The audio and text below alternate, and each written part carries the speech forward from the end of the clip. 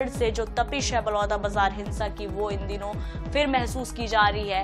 आज यानी कि 20 फरवरी को, जैसा कि हमने आपको पहले भी बताया, कि भीम आर्मी चीफ चंद्रशेखर आजाद ने एक बार फिर ललकार यहां पर अपनी सुनाई है, अपनी मौजूदगी दर्ज कराई है और सीएम हाउस का घेराव करने के लिए बड़ी संख्या में भीम आर्मी के नेता पहुंचे हुए हैं। बता दें कि बलौदाबाजार हिंसा मामले में ही बड़ी संख्या में सतनामी समाज के लोगों को गिरफ्तार किया गया, जिनकी रिहाई की मांग लगातार भीम आर्मी की ओर से किया जा रहा था। और चंद्रशेखर आजाद खुद कई दफे यहां पर छत्तीसगढ़ में आए। उन्होंने कई बार ये भी कहा कि हम शांति से सरकार से ये अनुरोध करते हैं कि वो सतनामी समाज के लोगों को दबाना, उन्हें कुचलने का प्रयास करना छोड़ दे, उनकी रिहाई कर दी जाए, वरना अगर ऐसा नहीं हुआ तो एक ऐसा आंदोलन होगा जिसे छत्तीसगढ़ क्या पूरा देश भी याद रखेगा और पूरे इतिहास में इस आंदोलन को याद रखा जाएगा। इस तरह की चेतावनी उनकी ओर से दी गई थी और लगातार वो यहाँ पर आ भी रहे थे।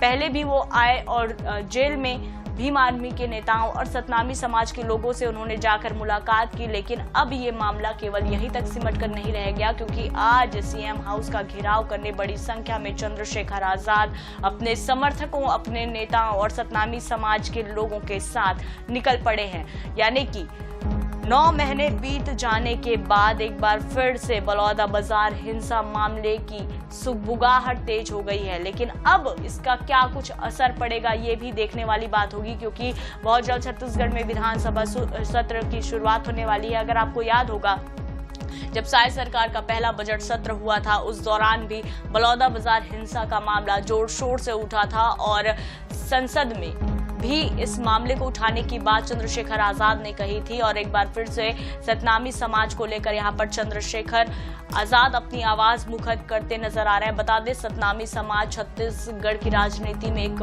बड़ा वोट बैंक माना जाता है। बहुत ज्यादा निर्णायक भूमिका सतनामी समाज के लोग निभाते हैं और कहीं ऐसा ना हो जाए कि उनकी नाराजगी का दंश पार्टी को झेलना पड़े।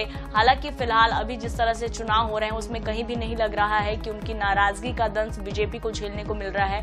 लगातार ये जो फैसले हैं, उनके जो रिजल्ट है, वो कांग्रेस के विपक्ष में निकलकर सामने आ रहे हैं। यानी कि कांग्रेस कहीं ना कहीं जिस तरह से इस पूरे आंदोलन को लेकर अपनी आवाज मुखर करती आई, सतनामी समाज के लोगों को साधने की कोशिश उन्होंने की, आदिवासियों को साधने की कोशिश की, लेकिन कहीं पर भी बात बनते फिलहाल कांग्रेस के पक्ष में नजर नहीं आ रही है। तो बलौदाबाजार हिंसा मामले को लेकर एक बार फिर से यहां पर आंदोलन की बयार जो है वो लागू हो चुकी है। अब देखने वाली बात यह होगी कि चंद्रशेखर आजाद की हुंकार क्या एक बार फिर से सरकार को अपने फैसले बदलने के लिए बाध्य कर सकती है, क्योंकि लगातार बलौदाबाजार हिंसा की बात यहां पर उठती रही है। ना सिर्फ यहां पर कहे विधानसभा सत्र में, संसद में भी उठती रही है।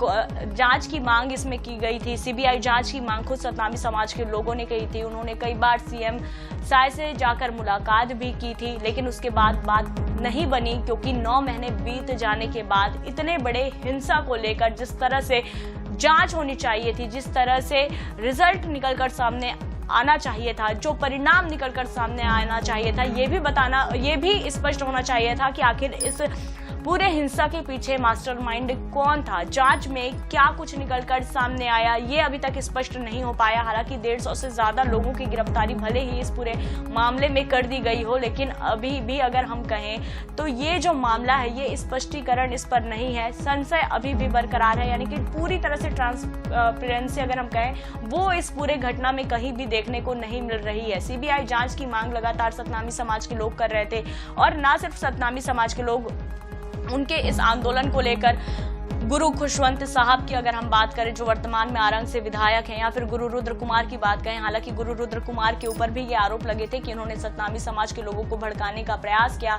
दयालदास बघेल जो हैं, उन्होंने भी इस पूरे मामले में अपनी आवाज मुखर की थी। यानी कहीं ना कहीं सतनामी समाज के लोगों को ये जरूर लगा था कि अगर उनके समाज के ही लोग एक प्रतिष्ठित पद पर हैं तो वो समाज के लिए एक महत्वपूर्ण कदम उठाएंगे, समाज के लोगों की आवाज बुलंद करेंगे विधानसभा में। लेकिन उनकी ओर से कहीं पर भी सतनामी समाज के लोगों को लेकर कोई भी बात नहीं कही गई। हालांकि खुशवंत गुरु साहब ने यह जरूर कहा था कि सतनामी समाज के लोग अहिंसा परमो धर्म के रास्ते पर चलते हैं, हिंसा वो नहीं कर सकते, लेकिन जितनी कठोरता के साथ और जितनी मजबूती के साथ इस मामले में आवाज उठाई जानी चाहिए थी वो नहीं उठाया गया। और आज इस मामले में 9 महीने बीत जाने के बाद कहीं ना कहीं ये दफन हो रहा था मामला, लेकिन चंद्रशेखर आजाद ने एक बार फिर से इस पूरे आंदोलन को धार देने की कोशिश की है।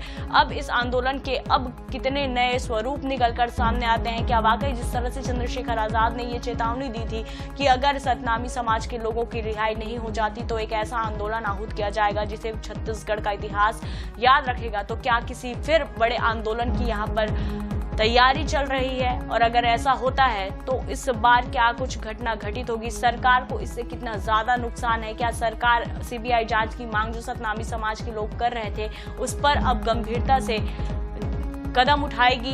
ये बहुत बड़ा सवाल है। लेकिन अब आज निगाहें टिकी हुई है सीएम हाउस पर, क्योंकि चंद्रशेखर आजाद जो कि नगीना सांसद है, अगर उनकी धमक छत्तीसगढ़ पर पड़ रही है और सतनामी समाज के लोगों को एक तरफा उनका समर्थन मिल रहा है, तो कहीं ना कहीं ये जरूर माना जा रहा है कि आने वाले समय में चंद्रशेखर आजाद की जड़ें अगर छत्तीसगढ़ में मजबूत हो गई तो मुख्य विपक्षी दल माने जाने वाले कांग्रेस और मुख्य पार्टी जिनकी सरकार है बीजेपी, इनको कहीं ना कहीं इससे तगड़ा नुकसान हो सकता है। तो बहरहाल ये देखने वाली बात होगी कि चंद्रशेखर आजाद के सीएम हाउस घेराव करने के बाद से क्या नतीजे निकलकर सामने आते हैं। क्या सतनामी समाज को न्याय मिलेगा? क्या सतनामी समाज के लोगों को रिहाई मिल जाएगी जिस तरह से देवेंद्र यादव को रिहाई मिली है, क्योंकि इस पूरे मामले में 6 महीने की सजा देवेंद्र यादव ने भी काटी है। और क्या भीम आर्मी के नेताओं को रिहाई मिल जाएगी? और अगर रिहाई नहीं मिल जाती तो चंद्रशेखर आजाद का अगला कदम क्या होगा? सभी की निगाहें इस पर टिकी हुई है। तो फिलहाल इस रिपोर्ट में इतना ही।